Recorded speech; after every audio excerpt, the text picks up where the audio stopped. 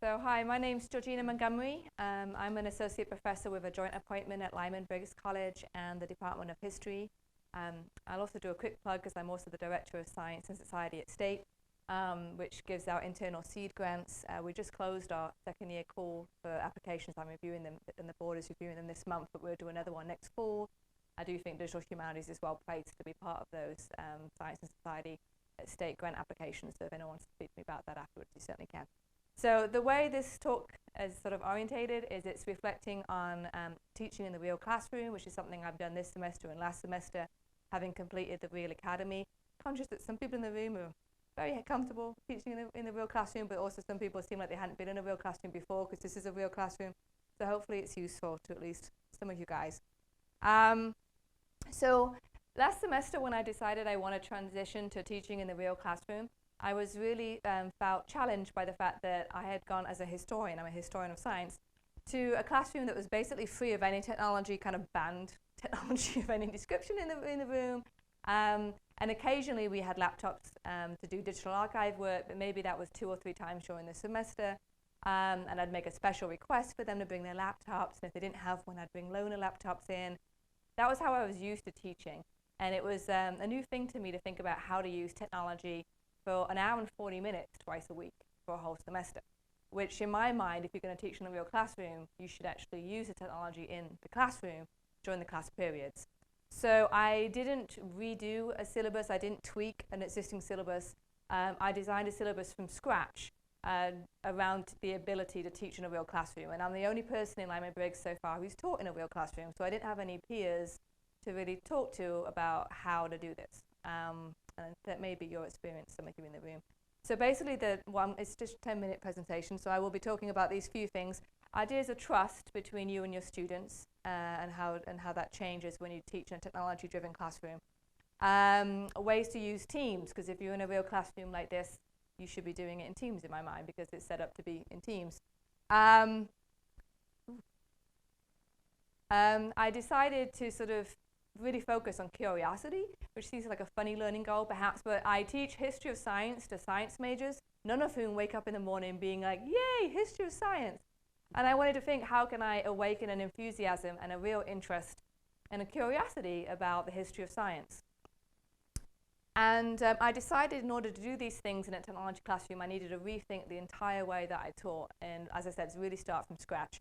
And this talk is based on 2 different types of classes: a 300 level class with 30 students called Technology and Culture, which is obviously very suitable for the real classroom, and also a Gender, Sex and Science class, also a 300 level class, that has a lot of more sensitive or controversial subject matter.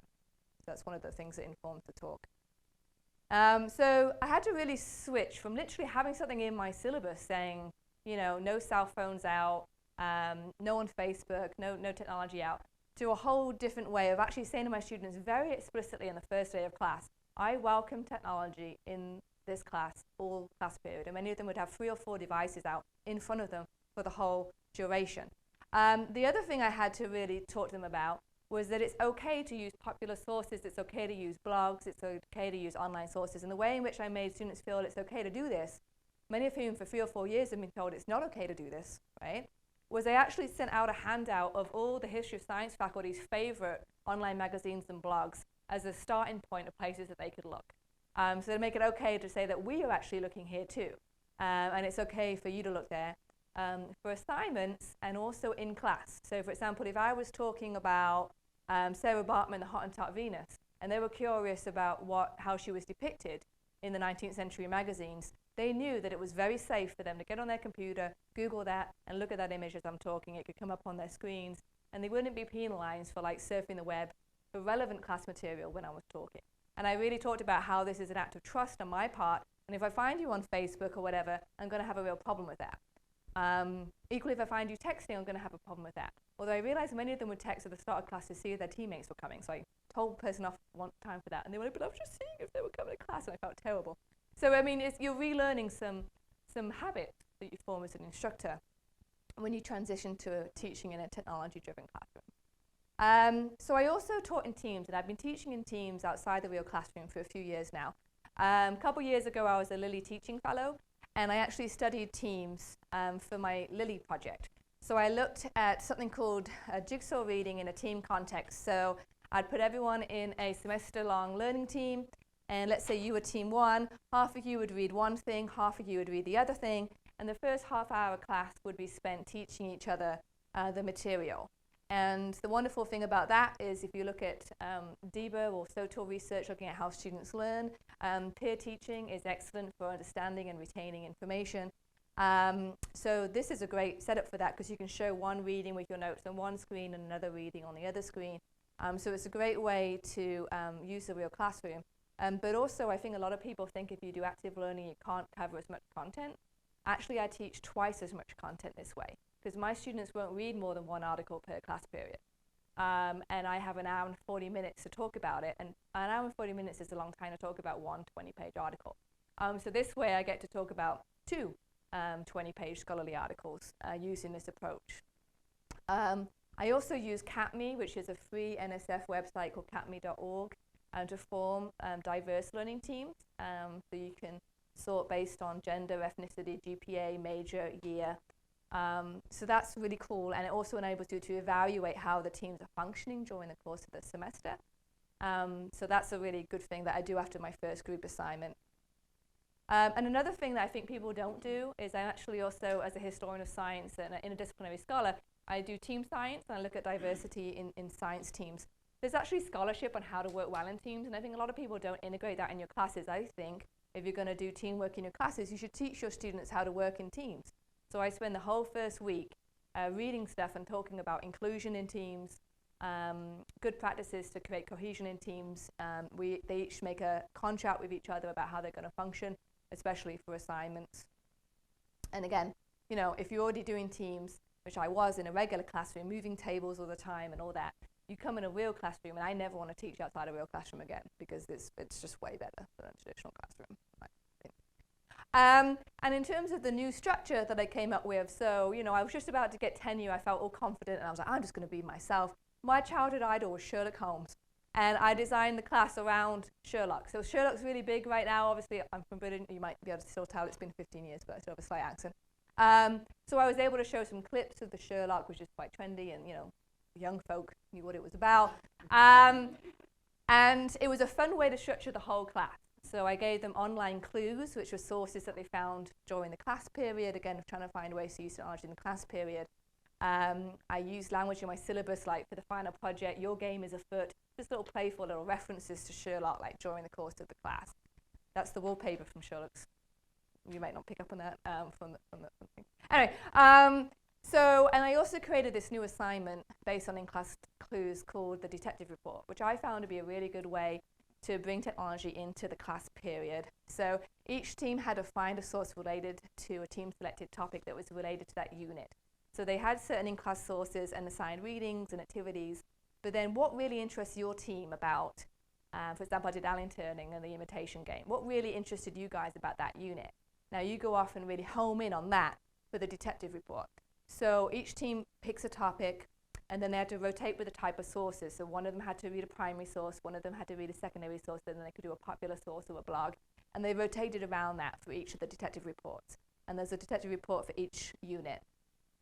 And then they would write abstracts for what they read in a Google Doc, and then 2 paragraphs synthesizing all the sources that they read and all the assigned sources. So it was really a team writing thing. These are science majors. Most scientists write in teams. And then I ended with this keeping it relevant thing that didn't contribute to their grades, but I realized my students loved. Complete the sentence. The coolest thing that I learned from this detective report and the most relevant thing. And the students really loved this assignment, and I thought it worked really well for actually getting them to use the technology and awakening that curiosity that was my learning goal. And then I have 1 minute left. The final project was a team-based website that I've done for a few years now, but it worked really well in the real classroom. And what I've learned from doing that is you have to take the time in class for skill development. You have to teach them how to make Weebly sites. You have to teach them how to present research visually.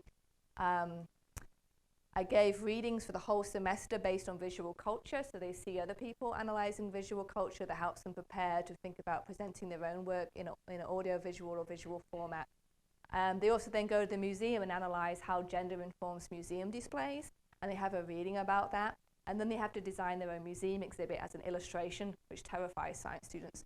But it's a way for us to do a test run. For example, if I've taught you about the chain of being, which lists an African man at the bottom of the chain, for example, if you just draw a picture of the chain of being and that's a museum exhibit, you're presenting it as fact. You're not critiquing it, you're not putting it in intellectual context. And they learn that from this activity before it goes live on the web. Because my students write websites about rape culture, about sexuality and science, about the history of birth control and abortion. They need to be able to present that in a thoughtful way. So if you're a 15-year-old victim of sexual assault and you find that on the web, it's not going to be an offensive or an upsetting thing for you to encounter. So there's a lot of trust involved. I do personalized rubrics for the websites, but I feel that you have to spend the whole semester teaching them those skills so they can do it in a thoughtful way and in a meaningful way. And I will just say that my students have won the Martin Luther King Award for the last 2 years from these websites, and then last year they actually got second prize as well. So I think when you do these skills during the course of the semester and really trust your students, they can do really cool things in a team website set up for final assignments that actually might have a positive impact on people because they stay alive and well on the web for other people to interact, and they feel so proud about that, a sense of pride they would never get from a 10-page piece of paper that none of their family and friends ever read.